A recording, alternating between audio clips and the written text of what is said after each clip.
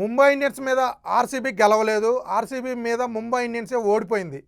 ఎందుకు ఇలా చెప్తున్నానంటే ఆర్సీబీ మళ్ళీ మేము బాగా ఆడాము, గెలిచాము అని అనుకుంటారేమో, టీంలో ఎటువంటి మార్పులు చేయరేమో అనుకోవచ్చు. అందుకే చెప్తున్నా ఈ మ్యాచ్ ఆర్సీబీ గెలవలేదు. ఎందుకంటే కెప్టెన్ రజిత్ పడిదార్ కూడా అదే చెప్పాడు, we don't deserve this win అని. అంత చెత్తగా ఆడారు. ముఖ్యంగా రొమారియో గురించి ఎంత తక్కువ మాట్లాడుకుంటే అంత మంచిది, కానీ మాట్లాడాల్సిందే. ఎందుకంటే ఆర్సీబీ ఫ్యాన్స్ అంతా రొమారియో మీద ఫుల్ ఫైర్ అవుతున్నారు. అండ్ రొమారియో మీదే కాదు, ఆర్సీబీ మేనేజ్మెంట్ మీద కూడా ఫైర్ అవుతున్నారు. ఎందుకంటే ఎంత వరస్ట్ పర్ఫార్మెన్స్ ఈ సీజన్లో తను చూసుకుంటే, ఈ మ్యాచ్లో అయితే మరీ ఘోరం.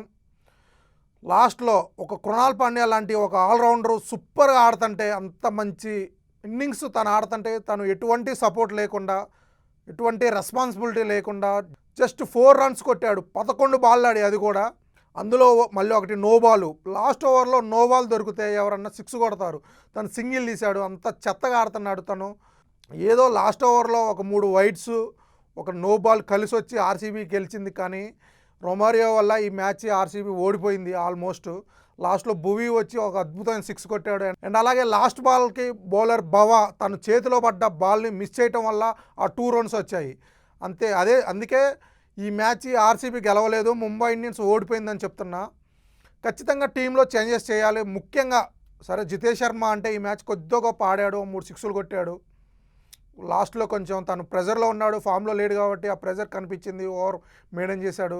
అట్లీస్ట్ తను కీపింగ్ సూపర్గా చేస్తున్నాడు. సూపర్గా రోహిత్ శర్మ క్యాచ్ చూసుకుంటే అద్భుతంగా పట్టాడు. అండ్ అలాగే కృణాల్ పాండ్యా వేసిన బౌన్సర్ని జితేష్ శర్మ తప్ప ఎవరు ఆపలేరు.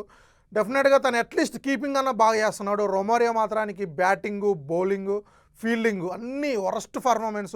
ఫీల్డింగ్ అయితే చేతిలో పడ్డ క్యాచ్లు మిస్ చేస్తున్నాడు, పక్క నుంచి బాల్ పోతున్నా పట్టుకోవట్లేదు, అంత వరస్ట్గా ఉంది. రొమారియోని ఖచ్చితంగా టీంలో నుంచి పక్కన పెట్టాలి. టీంలో నుంచి కాదు, అసలు ప్లేయింగ్ లెవెన్లో కాదు, ఇంపాక్ట్ ప్లేయర్లో కాదు, తను పూర్తిగా పక్కన పెట్టాలి. ఇంకొకసారి ఆర్సీబీ టీంలో తను ఉండకూడదు అని ఆర్సీబీ ఫ్యాన్స్ అంతా కోరుకుంటున్నారు. ఎందుకంటే రొమారియోకి సూపర్ బ్యాకప్ ఉంది. వెంకటేష్ అయ్యారు 7.5 కోట్లు పెట్టి కొనుక్కున్నారు తను ఎందుకు పక్కన పెడుతున్నారో ఎవరికి అర్థం కావట్లేదు. ఒక ఇండియన్ ఆల్రౌండర్ని టీంలో ఉంచుకొని ఒక ఫారెన్ ఆల్రౌండర్ని ఆడిస్తూ ఒక ఓవర్సీస్ స్లాట్ కూడా వేస్ట్ చేసుకుంటున్నారు. నిజంగా వెంకటేష్ అయ్యర్ని తీసుకొని అటు జోర్డన్ కాక్స్ ఉన్నాడు, బ్యాటింగ్లో సూపర్ బ్యాటింగ్, సూపర్ హిట్టర్ తను. అండ్ అలాగే బౌలింగ్లో డఫీ ఉన్నాడు. ఒక ఇద్దరు మంచి ఇంటర్నేషనల్ T20 ప్లేయర్స్ని పక్కన పెడుతున్నారు రొమారియో కోసం. ఎందుకంటే నెక్స్ట్ 3 మ్యాచ్లు చాలా క్రూషియల్ మ్యాచ్లు, అందరూ ప్లే ఆఫ్ రేస్లో ఉన్నారు.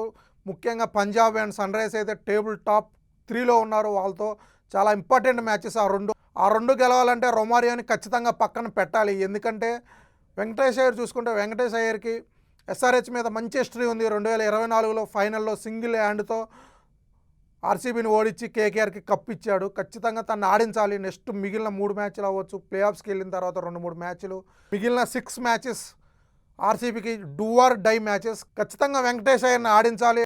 అండ్ అలాగే బౌలింగ్లో డఫీని తీసుకుంటే మాత్రానికి బౌలింగ్ ఇంకా ప్లస్ అవుతుంది. భువీ, హెజ్లీవుడ్ అండ్ డఫీ కలిస్తే మాత్రానికి బౌలింగ్ తిరుగుండదు. ఎందుకంటే రషీద్ ఖాన్ ఫెయిల్ అవుతున్నాడు, ఓవర్కి 10+ రన్స్ ఇస్తున్నాడు. చూడాలి మరి ఆర్సీబీ మేనేజ్మెంట్ అండ్ ముఖ్యంగా దినేష్ కార్తిక్ ఎలాంటి నిర్ణయం తీసుకుంటారో, రొమారియోని పక్కన పెడతారో లేదో.